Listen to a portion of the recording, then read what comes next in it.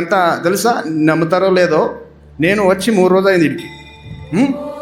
వచ్చి 3 రోజు అయినా గురుకులంకి వచ్చి గురుగారి దర్శనం చేసుకున్న తర్వాత నేను లింగ దర్శనం చేస్తాను. ఇప్పుడు కాదు, ఎప్పుడైనా స్టేషన్కి వస్తే ఫస్ట్ జ్యోతిర్లింగము పెద్దదు, బంగారం కలశం ఉంది, బంగారం గోపురం ఉంది, దీనికి నమస్కారం చేయను నేను. ఫస్ట్ మాకు బంగారం కింద బంగారం ఎవరు? మా గురువు.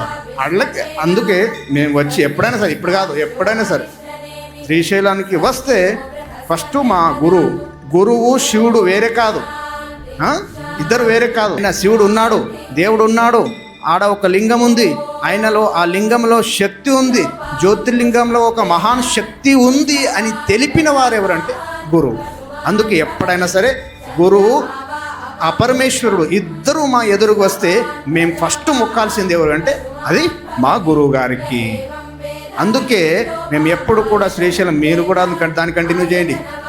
అది యొక్క గురువుగారి మీద ఉన్నటువంటి శ్రద్ధ, దాన్ని మేము పాలిస్తే అంత శక్తి వస్తుంది మాకు, అంత దైవ బలాన్ని ఇస్తుంది ఆ యొక్క సంకల్పం.